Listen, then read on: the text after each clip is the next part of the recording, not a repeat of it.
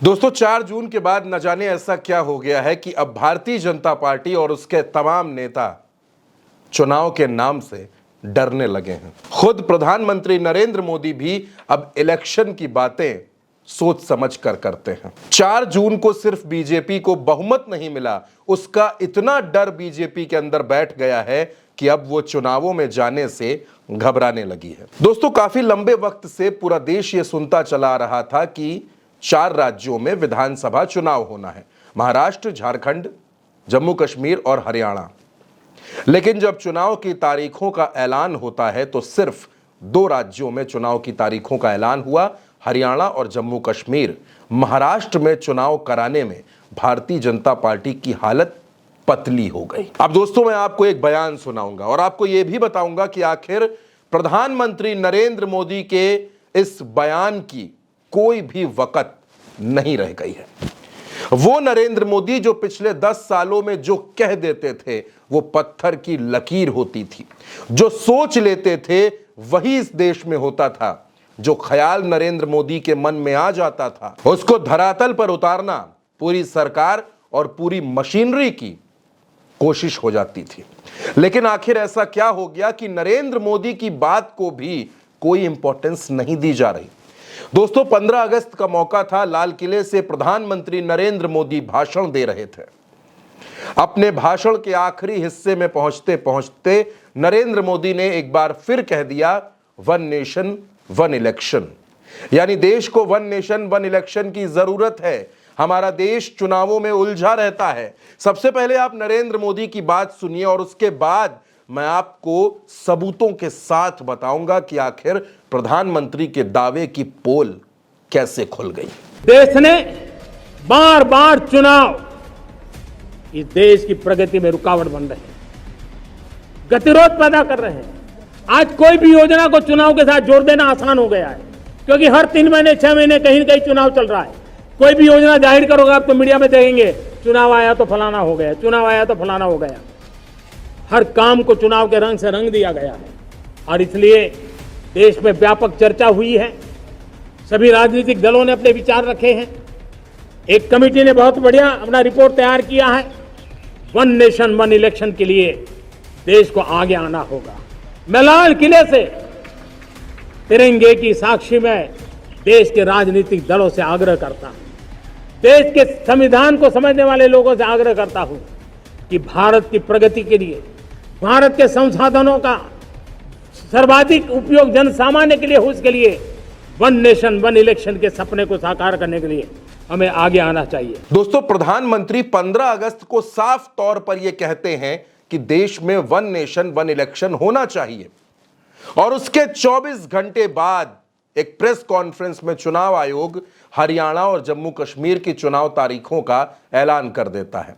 जब महाराष्ट्र पर सवाल पूछे जाते हैं कि आखिर महाराष्ट्र के चुनाव की तारीखों का ऐलान क्यों नहीं हुआ, पिछली बार तो महाराष्ट्र और हरियाणा में चुनाव एक साथ हुआ, तो फिर इस बार क्या परेशानी है? चुनाव आयोग ने कहा कि बारिश के मौसम की वजह से महाराष्ट्र में अभी बहुत से काम बाकी हैं, गणेश चतुर्थी है, रक्षाबंधन है, नवरात्र है, ये तमाम वजह हैं। अब दोस्तों बारिश तो पिछली बार भी थी, नवरात्र पिछली बार भी थे, गणेश चतुर्थी पिछली बार भी थी, सब कुछ वैसे ही था। लेकिन इस बार ऐसा क्या हो गया, इस बार हुआ क्या है वो मैं आपको बताऊंगा। लेकिन दोस्तों फिर उसी पॉइंट पर वापस आते हैं, क्योंकि वो पॉइंट समझना बेहद जरूरी है। नरेंद्र मोदी बात करते हैं वन नेशन वन इलेक्शन की, एक कमेटी बनती है, पूर्व राष्ट्रपति रामनाथ कोविंद उस कमेटी में, देश के गृह मंत्री अमित शाह उस कमेटी में।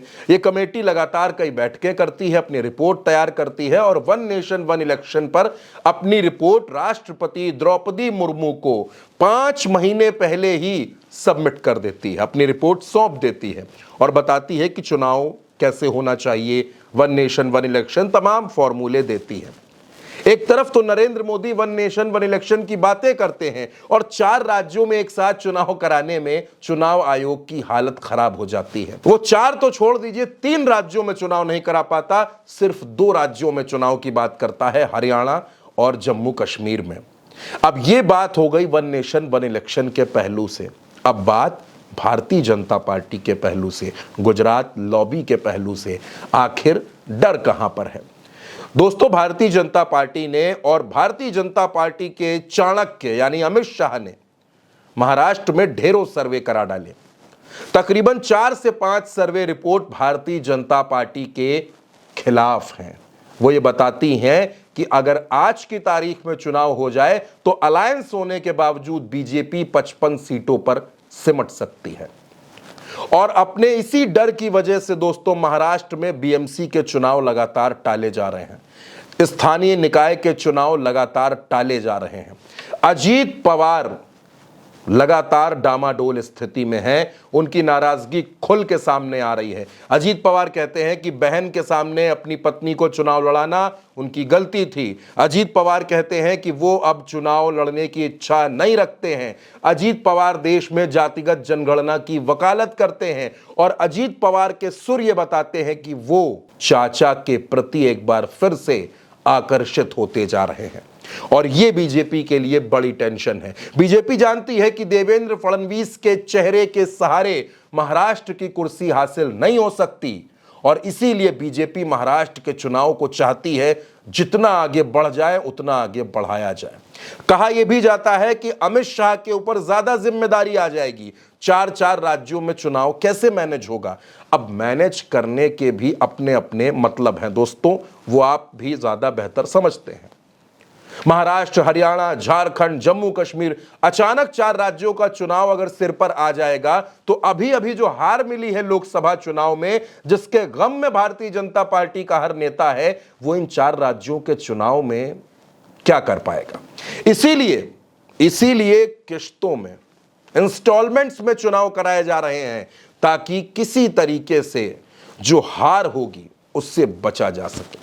अब दोस्तों, हो सकता है कि चुनाव के बाद यानी नतीजों के दिन के बारे में भी भाजपा सोच रही हो कि अखबारों में कहीं यह हेडलाइन आ गई कि 4 राज्यों में बीजेपी का सूपड़ा साफ, तो यह दर्द ज्यादा बड़ा होगा बशर्ते इसके कि हरियाणा में भाजपा की हार, महाराष्ट्र में भाजपा की हार, महायुति गठबंधन को नहीं मिली सम्मानजनक सीटें, तमाम तरह की खबरें हो सकती हैं दोस्तों।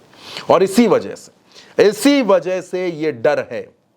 लेकिन दोस्तों, इस डर के बाद अगर आप बात करें तो क्या देश के प्रधानमंत्री की बात की कोई वैल्यू नहीं है? अगर प्रधानमंत्री ये कहते हैं कि 1 नेशन 1 इलेक्शन के बारे में हमको सोचना चाहिए, तो क्या चुनाव आयोग 4 राज्यों में एक साथ चुनाव भी नहीं करा सकता? तो क्या प्रधानमंत्री की बातें हवा हवाई हैं, उनकी बातों का कोई मतलब नहीं? या फिर दरअसल ये भारतीय जनता पार्टी का डर है जो नरेंद्र मोदी और अमित शाह के पैरों की जंजीर बन गया है, वो इन राज्यों में चुनाव करवाने की हिम्मत नहीं करवा पा रहे। महाराष्ट्र में भारतीय जनता पार्टी इतनी डरी है कि उसको लगता है कि जितना आगे बढ़ जाए उतना बेहतर होगा। और महाराष्ट्र और झारखंड का चुनाव जब होगा तो जम्मू कश्मीर और हरियाणा का चुनाव निपट चुका होगा, इसलिए वहां ज्यादा काम करने का, ज्यादा मेहनत करने का मौका मिलेगा। अब दोस्तों, जिन नरेंद्र मोदी के चेहरे पर सरकारें पलट जाती हैं, जिन नरेंद्र मोदी के चेहरे पर प्रचंड बहुमत मिला करता था, जो नरेंद्र मोदी जीत की गारंटी हुआ करते थे, आज वही नरेंद्र मोदी चुनावों में जाने से घबरा रहे हैं।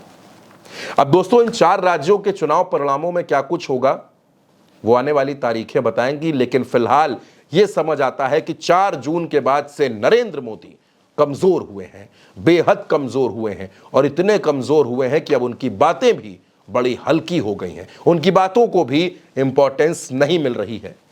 दोस्तों, क्या हार के डर की वजह से ही महाराष्ट्र में चुनाव की तारीखों का ऐलान नहीं किया गया?